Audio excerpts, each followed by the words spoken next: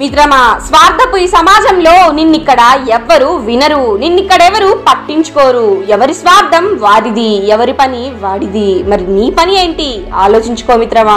ఈ స్వార్థపు సమాజంలో ఎవ్వరు కూడా నీ బాధని వినరు మిత్రమా. ఒకవేళ విన్నా సరే ఎగతాళి చేస్తారే కానీ సహాయం అనేది ఏమీ చెయ్యరు. అది గుర్తు పెట్టుకో.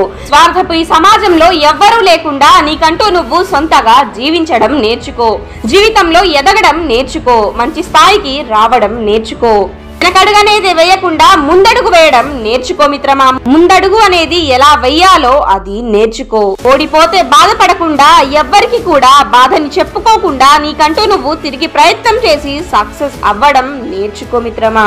అంతేకాని నాకు తోడు లేరు, నేను గెలవాలి, నాకు ఎవ్వరి సహాయం కూడా లేదు, మరి నేను ఎలా గెలవాలి, ఎలా సాధించాలి అన్న ఆలోచనని నీలో వస్తే ఆలోచన నీలో రానివ్వకు మిత్రమా. ఒకవేళ ఆలోచన నీలో వస్తే ఇది గుర్తుంచుకో మిత్రమా.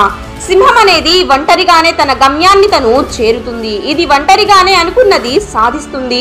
ఒంటరిగానే జీవితం కోసం పోరాటం అనేది చేస్తుంది. అంతేకాని గుంపులో నేను కూడా ఒకడిని అనేది వేటాడదు. సింహం అనేది ఒంటరిగానే తన జీవితాన్ని గెలుస్తూ ముందుకు వెళ్తుంది మిత్రమా. ఒంటరిగా ఉన్నాను, ఓడిపోతాను అనే భయం నీలో వచ్చినప్పుడు ఇది ఒక్కసారి విను. దీన్ని ఒక్కసారి గుర్తు తెచ్చుకో మిత్రమా. ఇక్కడ ఎవరి గెలుపు వాడిది, ఎవరి గెలుపు వాడికి గొప్ప. ఇక్కడ మరి నువ్వు నీ గెలుపుని సాధించుకో. నీ కోసం నువ్వు కష్టపడు. బాధైనా బరువైనా సరే నీ గెలుపుని నువ్వు సాధించు మిత్రమా. టైం పాస్ చేయకు, టైం వేస్ట్ అనేది అస్సలు చేయకు. నీ గెలుపు కోసం నువ్వు కృషి మాత్రమే చెయ్యి మిత్రమా. ఇవాళ కాదు రేపు, రేపు కాదు ఎల్లుండి చేద్దామని అనుకుంటూ పోతే ఇక నువ్వు ఓడిపోయినట్లే లెక్క. జీవితంలో గెలవాలి అని అంటే, బాధలు లేకుండా ఉండాలి అని అంటే పనులని వాయిదా వేయడం మానుకో మిత్రమా. ఈ అలవాటు అనేది మానుకోవాలి మిత్రమా. అది గుర్తుంచుకో.